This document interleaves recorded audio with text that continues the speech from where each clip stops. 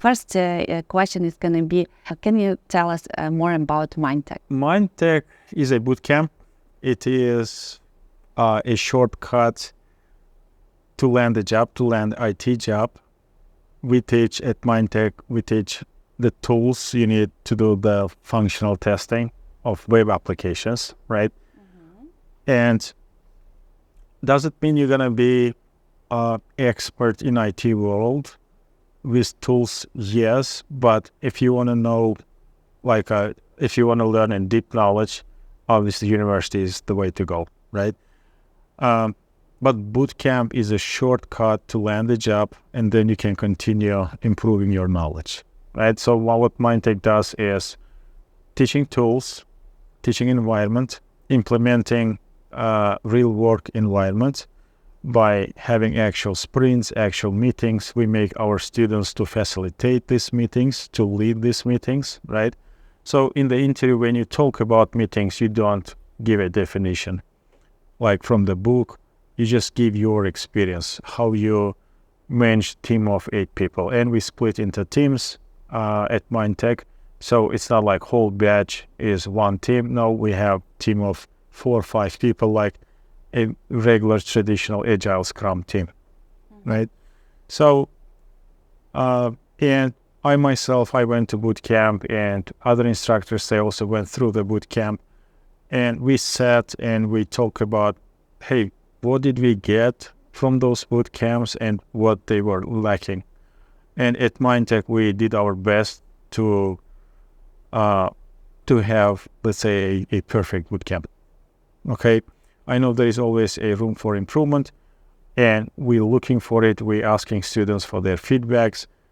But for now, teaching the theory part and then having hands-on experience, I think it's a good approach. What background should you have to join Mindtek? We have very different, very diverse backgrounds. So we had people over 40s, nothing against people over 40s, just it's not, usually it's considered to be not a good age to study. But at Mindtek, we had many students that are over 40 and they landed jobs.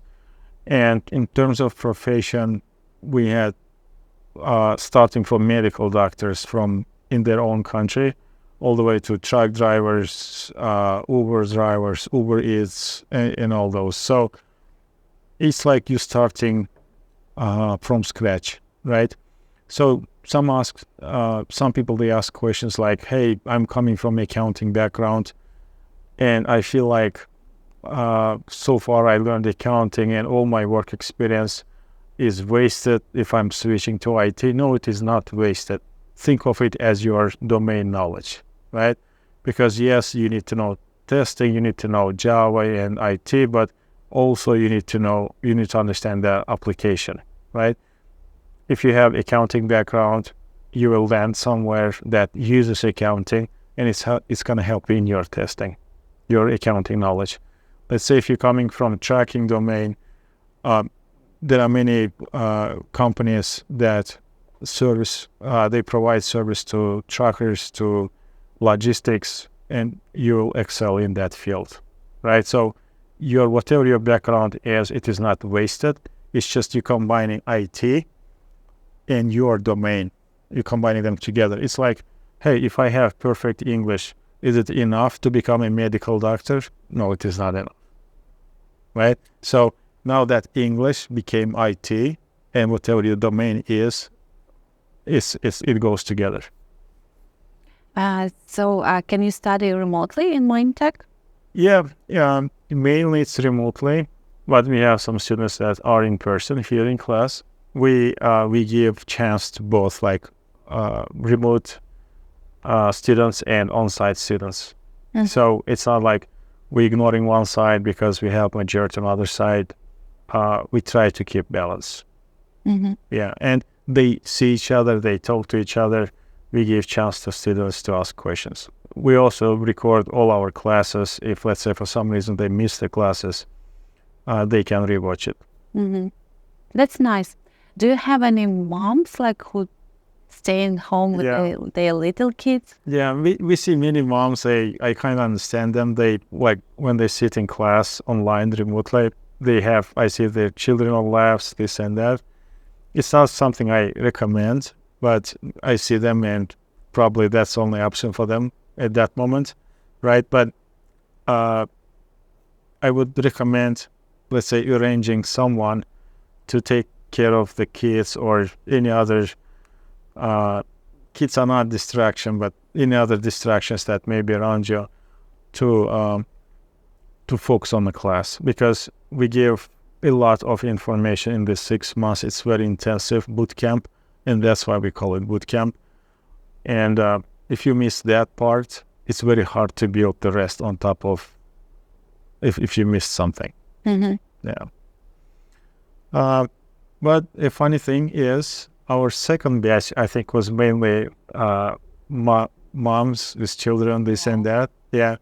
And we had very, to be honest, like low expectation. I obviously didn't tell them anything. Low expectation they're gonna land anything. I think only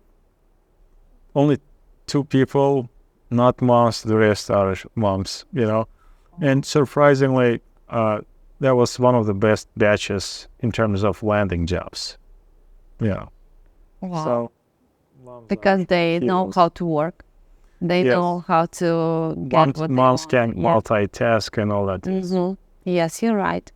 I think it's going to be interesting also to know for our watchers, what is the English level should be too, because you have like people who has their English is not their first language. Yeah.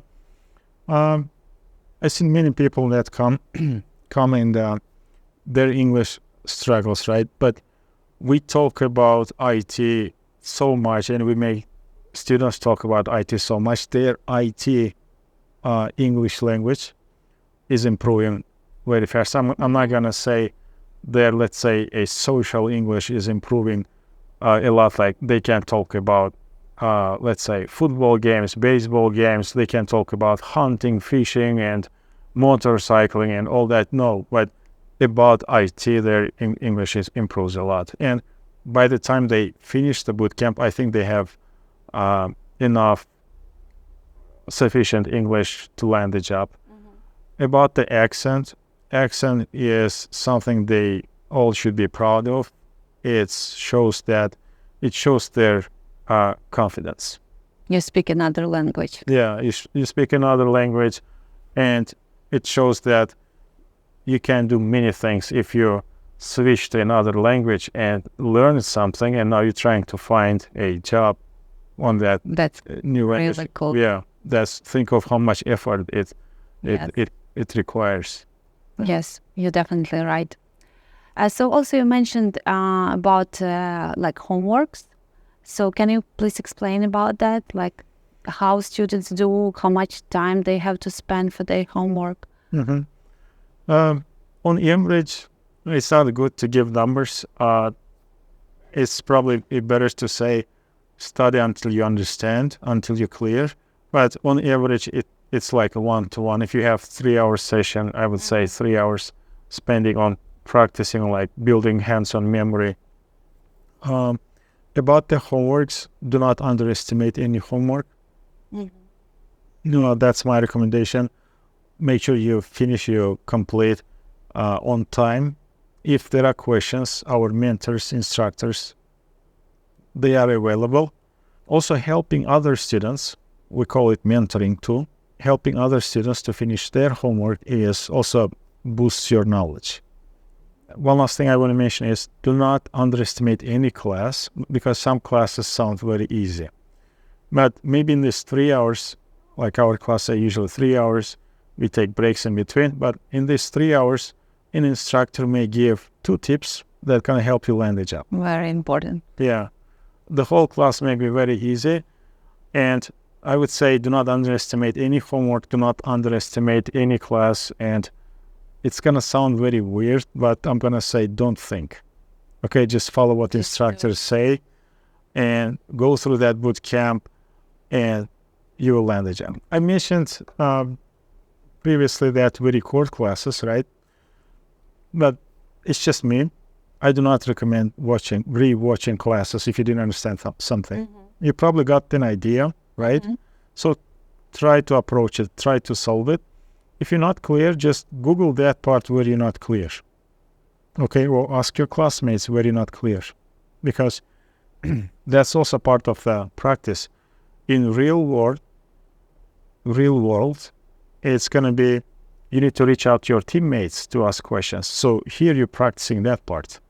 You got the idea, some pieces are missing, so go and ask.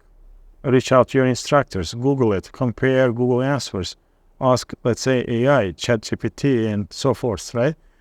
And if, let's say, something is not working, you're not clear how to approach it, this and that, first sit and do it yourself. Let's say set a time, 15, 20 minutes. If you couldn't solve it, if you really couldn't solve it without any help in 15, 20 minutes, go get some help. Do not go and rewatch 3 hours of video. It's 3 hours of your life. Okay? I would say attend classes so you don't rewatch anything. And then 20 minutes try to do it on your own. 20 minutes try to research it. If you're not clear, Google. Let's say you Google and you're not clear, then reach out to someone and ask. Like instructors, mentors, reach out and ask. And when you ask, do not just ask the question. Also tell them what you did. Because when you tell them what you did, they can say, "Oh, when you were researching, this is where you made a mistake. You should have gone different routes or this route." Can you please also give us some idea when students go to the market, what successful students do?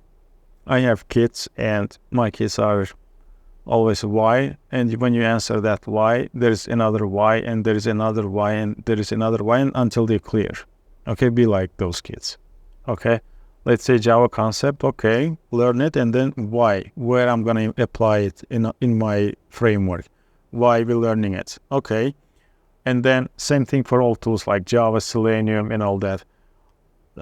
If you feel like you have free time, it's something wrong. Like you shouldn't have a free time. Like if you studied, you completed everything, and you still have free time, find like a third party Java questions, or Selenium questions, or things you can practice, right? And also mentoring. I would say mentoring other students, your teammates, is probably the most effective part of the bootcamp. Because when you teach someone, there is some magic happening. You learn something new. You teach the same topic again, you learn something new again. So this is batch 11, 12, and every time I teach soft skills, I learn something new. For real. And every time I teach database and all that, I learn something new again. Right? So successful students, they ask why questions. They are active in the class. They communicate with other students, right? Regardless of their background. Let's say if I am Mexican, it's not right to reach out to Mexicans only, right? We need to reach out. We need to be social with everyone, regardless of their background or cultural interest. And then obviously submit or follow all the assignments by instructors, and be proactive. Like, for example, in the market, just submitting easy apply through LinkedIn is not enough. Okay, follow up with that recruiter, right? Ask questions, tell them about you. Maybe if needed, send additional letter or something to them that gonna show your interest in their job description or that job posting. Can you tell us also about something what keeps you motivated during the study, and how do students have to keep motivated? Because it's not easy. Yeah. For all the peoples without IT background. Yeah, very good question. Very good question. I think before even being motivated, like how to study, number one, I would say put your phone away, or put your phone on do not distract, do not disturb mode, where you're going to receive only urgent calls or only calls. That's it. Your phone is not going to ring, your phone is not going to vibrate or anything, right? So that's one. Same thing for your laptop. You only need to have classes, and the rest just mute them. Okay? Now you have your own personal time. Okay, now it's you and the boot camp. Okay? And how to stay motivated? If you start understanding things, and that's very important, motivation is going to come because you know what you are learning. Okay? So try to do your homeworks. Even if it's easy homework, do it. It's going to give you that feeling of, hey, I'm achieving something. I completed one, let's say, homework, second homework, third homework. I'm slowly approaching something. If you see that you are completing, that's going to motivate. But now think of, oh, this homework is easy. It's just about string manipulation. Oh, this homework is very easy. It's about some others, let's say, like data types, easy part, right? And you don't do first homework, you don't do second homework, you don't do third homework. And then you don't know what to do.